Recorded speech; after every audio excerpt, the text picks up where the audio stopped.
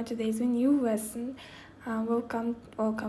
And today, firstly, subscribe to my channel and like this video. Importantly, share this video.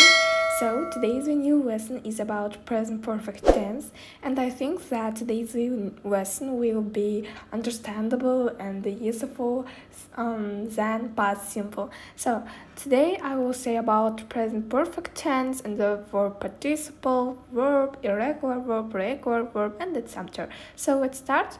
Баршаңызға сәлем достар, сіздермен бірге бүгінгі сабақта болатын мен Айтолқын, және бүгін біз сіздермен бірге ағылшын тіліндегі жалпы бастаған етістік тақырыбын бастадық. Сол тақырыпқа байланысты тақырыптардың жалғасы present perfect атты тақырыппен танысатын боламыз. Жалпы present perfect дегеніміз не, қай жағдайда қолданамыз, жалпы мағынасы неде, сол туралы айта кететін боламыз. So let's start. Firstly, ең алдымен арнаға тіркеліп, лайк батырмасын басып, өз пікірлеріңізді бөлісе отырыңыздар.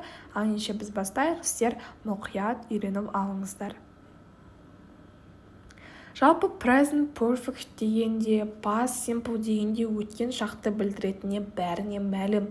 Бірақ оны қалай ажыратамыз, қалай екеуін вообще past simple деген нені білдіреді? Present perfect, они вроде одинаковые, олар вроде бірдей, бірақ екеуі де өткен шақты білдіреді деп айтып жататын адамдар көп. Енді осы сұрақтың жауабын айта кетейін. Жалпы past simple дегеніміз ол бізде бұрында болып қойған, және де ол болашақта да болуы мүмкін деген мағынаны білдіретін өткен шақ. Яғни сіз өткен шақта мысалы сабақ оқыдыңыз, бірақ алдағы уақытта да оқисыз, оның жалғасы бар. Мысалы бүгін таңғы ас іштіңіз, кешкісінде мысалы таңертең былай ғой, таңертең сіз су іштіңіз, кешке де су ішесіз, ол болашақта жасалынады. Бүгін жұмысқа бардыңыз, ертең де жұмысқа барасыз, сол сияқты күнделікті жасалынатын іс-әрекет. Оның негізі past simple-да болады, бірақ мысалы бүгін жұмыста 9-ға барыңыз, бірақ ертең жұмысқа 11-де барасыз, оның өзі мысалы тұрақтылық сақтамайды, оның өзін past simple-мен айтамыз. Енді past simple өткен шақта болып қойған, бірақ болашақта оның жалғасы бар екендігін білдіреді. Ал енді present perfect ол бізде болашақта мүлдем болмайды, болды. Сол болған жерде мысалы өткен шақта результатымен до конца бітіп қойған іс-әрекет.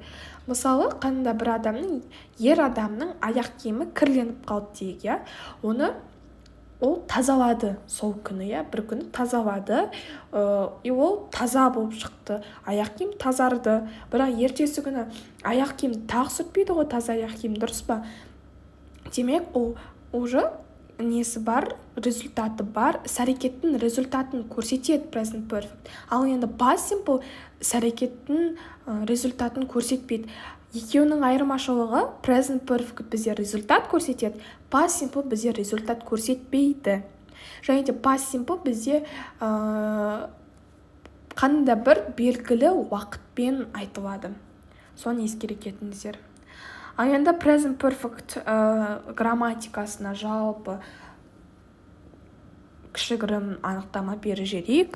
The present perfect tense is one of the common verb tenses in English, used to show an action that happened in the past that is directly related to the present, such as actions that are still continuing or that indicate a change over time.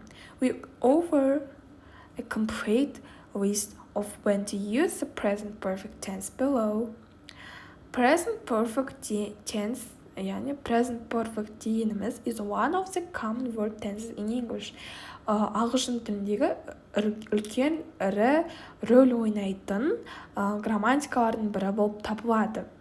Бізге use it to show an action that happened in the past that is directly related to the present. Present perfect бізге өткен шақта болып қойған іс-әрекетті қазіргі таңда көрсеткісі келеді. Such as an actions that are still continuing or that indicate a change over time. Ол іс-әрекет бізде еш қайталанбайды, яғни қалай айтсам болады, результатпен шығып қойған іс-әрекет екендігін білдіреді. We go over a complete list of when to use the present perfect tense below. Жалпы present perfect дегеніміз сол өткен шақта өтіп кеткен іс-әрекет білдіреді, және де оның результаты болады. Вот, просто осылай жаттап алу керек. Present simple ол өткен шақтағы іс-әрекет, және оның результаты болады. Сол іс-әрекеттің результаты бар деген сөз. Ал енді күнделікті сабақтарда танысып жатқан тақырыптардың бірі regular, irregular verb. The 50 most common irregular verbs. Бұл кестеде сіздерге айта кеткенде base form деген бізде етістіктің бастапқы формасы түбірі. Past simple деген бізде verb second, екінші етістік, етістіктің екінші түрі бұл past simpleда қолданады. Өздеріңіз білесіздер, сіздерге алдыңғы сабақта толығымен past simple тақырыбында үйреттім. Онда participle дегеніміз бізде осы present perfect. Present perfect грамматикасында дәл past simple сияқты етістік бізде өзгереді. Verb second болса past simple'дан бізде present perfect participle'да verbs 3 болады, үшінші етістік. Осы үшінші қатарда тұрған етістіктер ол present perfect жазады. Мысалы awake, ол past simple'да awoke, participle'да awoken.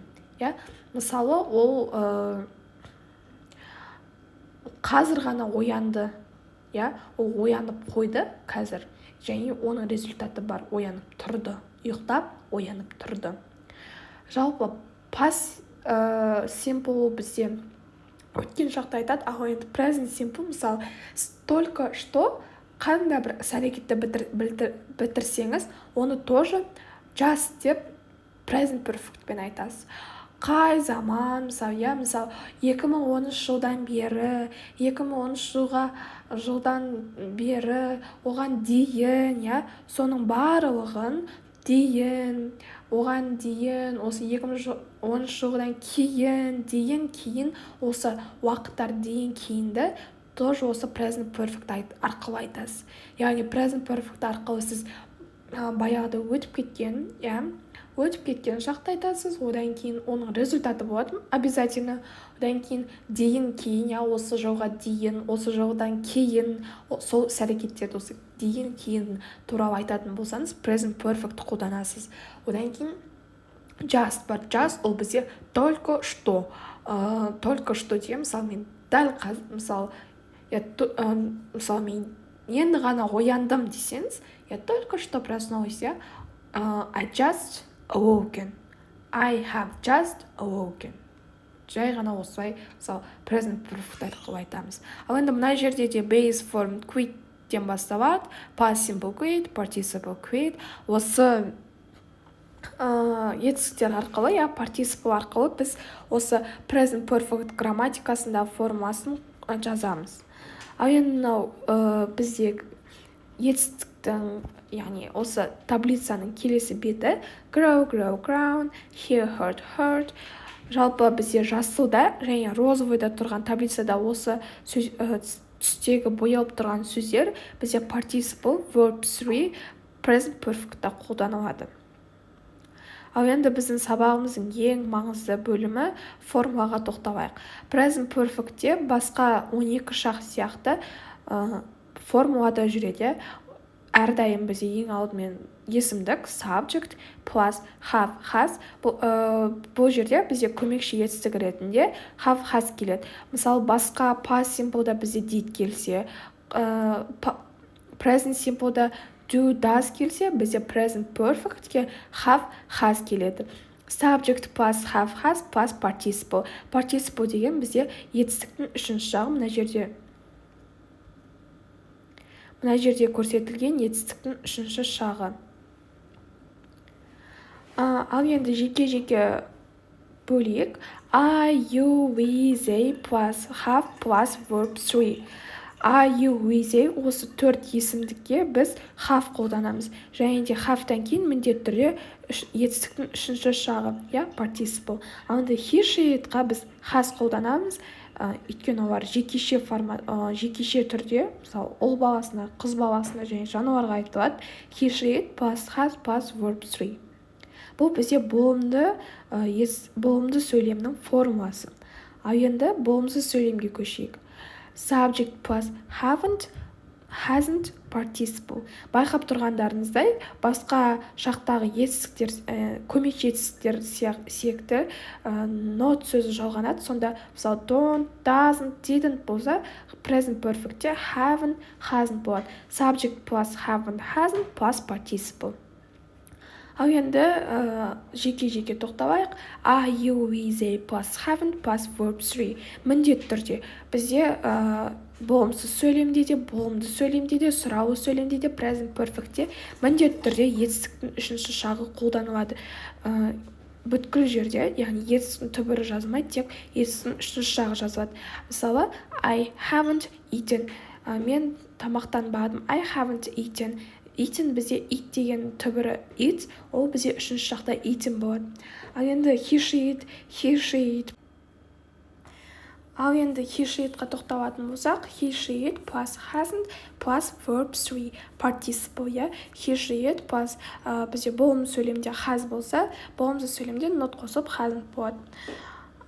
Ал енді мына жерде жеке-жеке түсіндірдім. Are, you, we, they plus haven't plus verb 3, he, she, it plus hasn't plus verb 3.